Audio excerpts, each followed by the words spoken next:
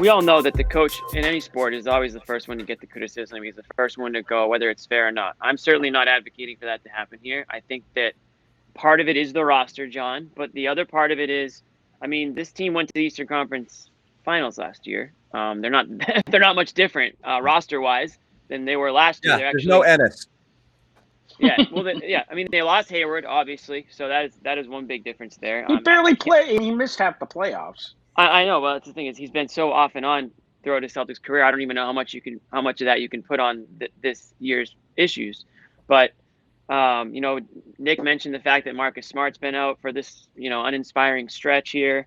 Maybe that has something to do with their play. But it is what I do put on Brad is he's supposed to set the tone for the guys. He's supposed to make them want to get up and play hard. And make them play hard for each other, make them play hard for the coach, make them play hard for the fans if you want to go there, although there's no fans right now. But these guys are playing uninspiring basketball. And as Jaylen Brown said last year, that starts at the top. So they can look at themselves, they can look at the coaching staff, but it's on the stars and it's on Brad to get these players playing the way they're supposed to be. I listen, the roster has its issues for the reasons John mentioned.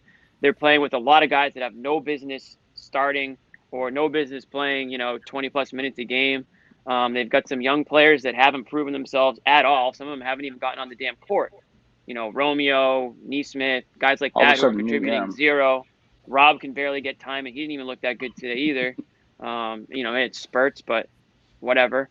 Jayson. So there's honestly a million ways you can go with it, but I think Brad certainly deserves some of the blame. Just like we want to do blame pie. You want to play blame pie? We always can. I mean, look, play something. The whole point is this. You're right, Jimmy. It's everybody's job. Like if Tatum and Brown are surrounded by people who aren't as good as them, it's their job to elevate them. If Brad has a roster that's a little mismanaged, it's his job to make the most of it. It's a little poorly constructed. Right.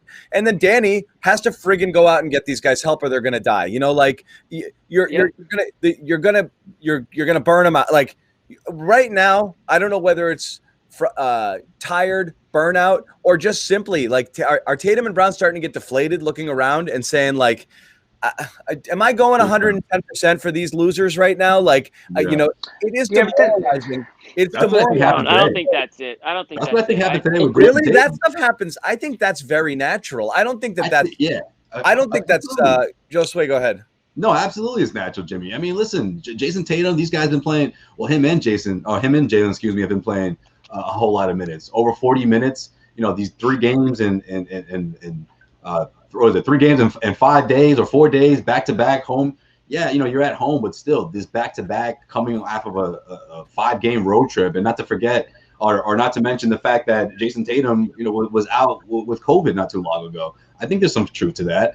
Jayson Tatum. Though?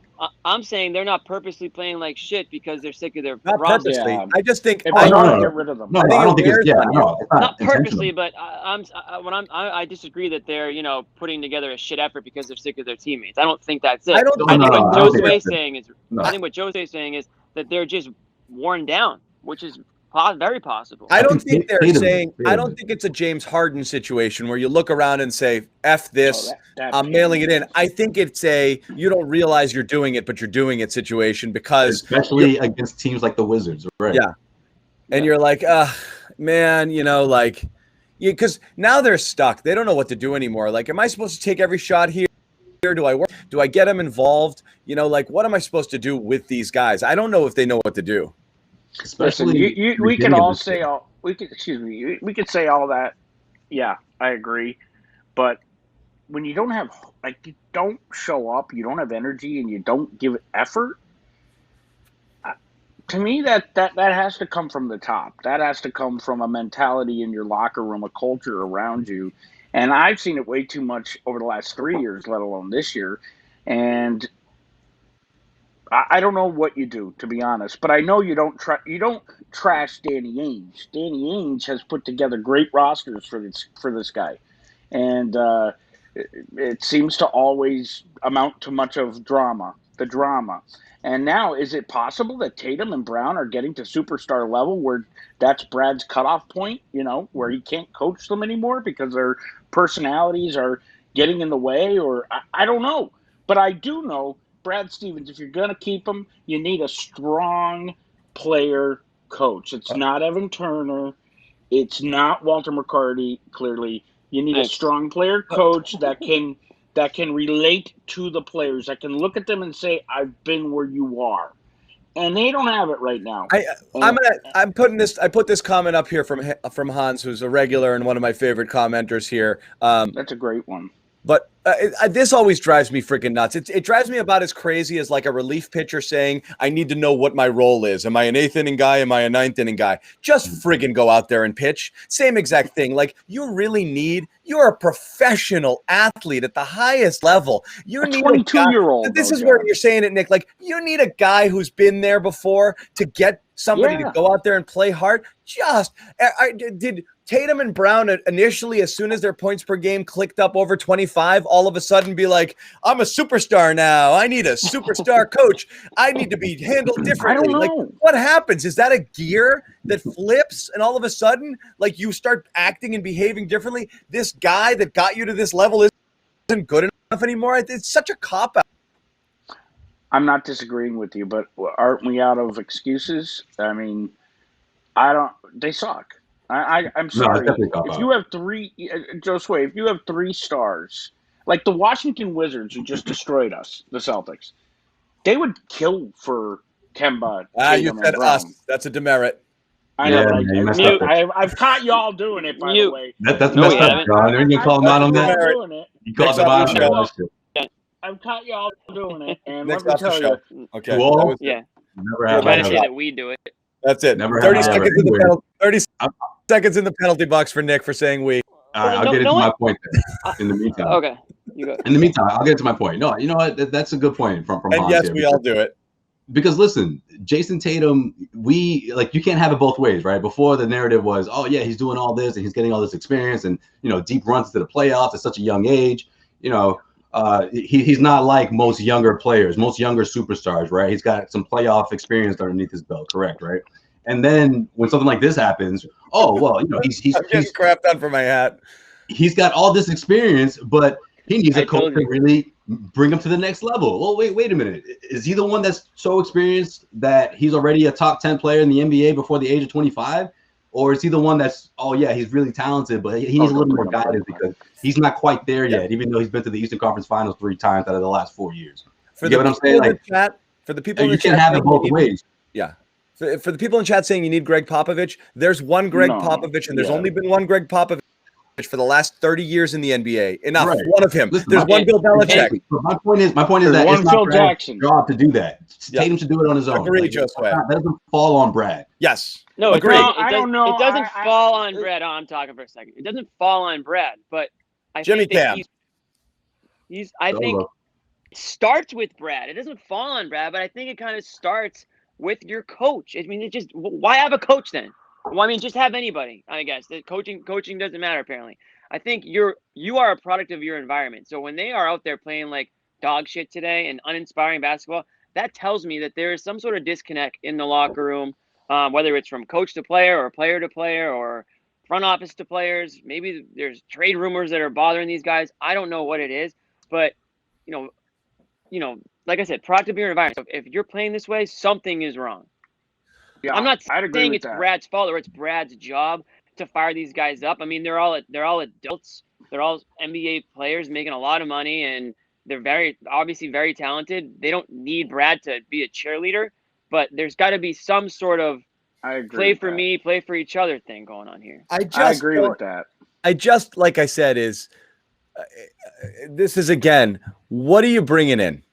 What's the next guy? There's none. Like, what's the alternative? Like, what's the alternative? That say, they need a new coach. They need a new big man. Give me options. What do you have in mind here? Who is this savior of a big man, and who's the coach that's going to come and save the day? That's the thing, Josue. Our problem, and Nick, I'm sorry, I'll jump in right after. Our problem is that as media, as critics, as fans, whatever the hell it is, we see something and we say, fix it. It's like looking at your friggin' Nissan Sentra and saying, go 100 miles an hour. Like, it doesn't go 100. Like, I can barely get it to 65 on the highway. Like, it's a piece of junk. I can't do it. It's like looking at somebody and say, be taller. You can't just be taller. Like Wow. there are certain Short things joke, here bro.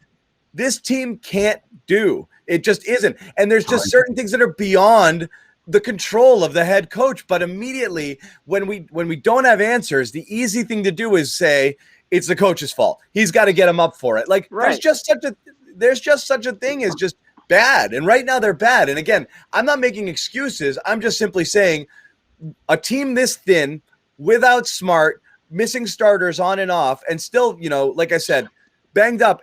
They need everything. They have no, it's not an excuse. I just think they have no margin for error. So any little thing that goes off for this team sets them sideways because they have really, really poor depth right now.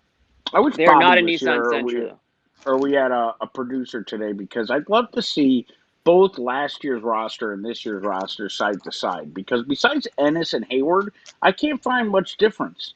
Is there a ton of difference? So what's different? The Neesmith. mentality. Who starts the mentality? It's the coaching staff. Now, someone in the chat room said something that is not a new take, but it made me think of something. Okay, so this past week, Josue and Max's show, they had on Jared Sullinger. I'm not saying bring Sully back, although he does look great and he does rebound. Sully looks But good. there we go. Sully looks better than Grant. He looks Where you better going than a lot of them, and he grabs rebounds. But the point here is one thing Sully said that made a lot of sense when Max kind of asked him, "Where did it go wrong for you?" And he flat out said, "When Kevin Garnett left, so did I." Basically, he checked out as KG checked out, because that fire was it was contagious, and I think the Celtics are lacking that type personality. Can you bring KG? The other guy is such a boomer, John, and I'm younger than him by like 5 years, just so we're all on the same page. Look how Nick reads out loud. And I am younger We know that. than John.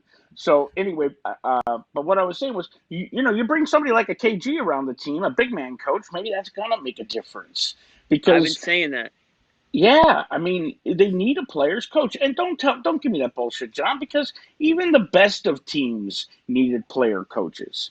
I mean, it's just when you're on the grind on an 82 game, and these guys are playing, 80 schedule back I'm saying to back there to are back. good player coaches, there are bad player coaches, there are good non-player coaches, there are bad non-player coaches. I'm not just basically saying this type of player, this Right. type of coach fixes it. That's all. No, right. And you also and can no bring one in- here, You can bring in those Jimmy, no types. one here is saying that fire Brad. I never said that. I'm not saying that. I don't think anybody is, because there is no alternative. I thought you were one bad loss from saying that. My bad. No, I would never say it. I just want the media to keep them honest. That's the thing. I mean, the Celtics media, and you can play this on Twitter. I don't care. And I can imitate the press conference right now. No, right? we don't need you Brad, to do that. We don't 3 need you to minutes do that. into the first quarter, what was the PNR and the ATO from the Excel spreadsheet of the? And Brad looks at them like this. Like, no, ask him what's wrong with the fucking team. Whoa! That's it. That's 30 Get him outta seconds right here. there. Gone. Out of here. He's out. He's off the You got a rails. point. That's a minute. This is a 2-minute penalty. We're gonna have 5 minutes and a misconduct next time.